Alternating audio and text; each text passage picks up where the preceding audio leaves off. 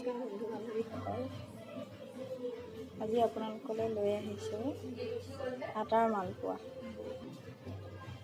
আটাৰ পানী পিঠাটো বনাবলৈ কেইটামান আটা লৈছোঁ, ৰঙা আটা লৈছোঁ আৰু এটা পিঁয়াজ লৈছোঁ, ৰিফাইন তেল, সোৱাদ অনুসৰি নিমখ অলপমান দিব। এতিয়া আটাখিনি অকণমান নিমখ দিব। নিমখ দি মিক্স কৰি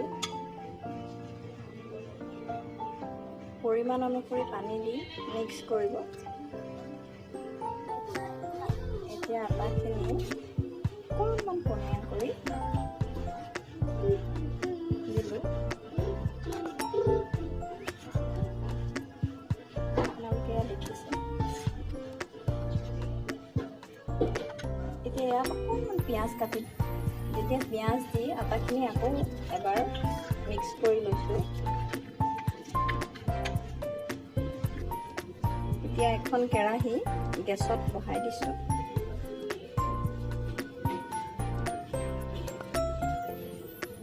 আপোনালোকে এনেকৈও চাব পাৰে কেৰাহীটো কিমান গৰম হৈছে।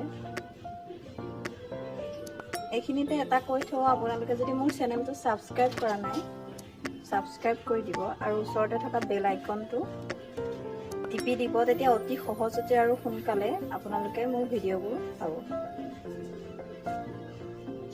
কেৰাহীখন গৰম হৈছে, ইয়াত অকণমান ৰিফাইন তেল দি দিব। আচলতে মই কেৰাহীত বনাই ভাল পাওঁ, আপোনালোকে যদি টাৱাত বনাই ভাল পায় টাৱাত বনাব পাৰে।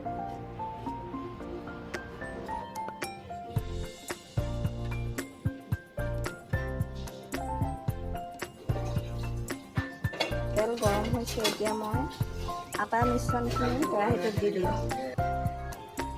আটাৰ মিশ্ৰণখিনি দি অকণমান বহলাই দিছোঁ। গেছৰ ফ্লেমটো ল' কৰি ল'ব। এতিয়া ঢাকোনখন মাৰি দিব।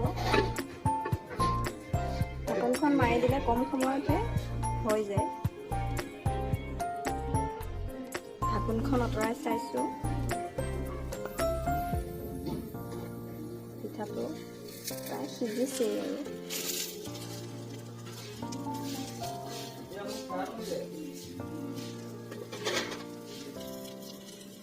আপোনালোকে দেখিছে পিঠাটো হৈ গ'ল।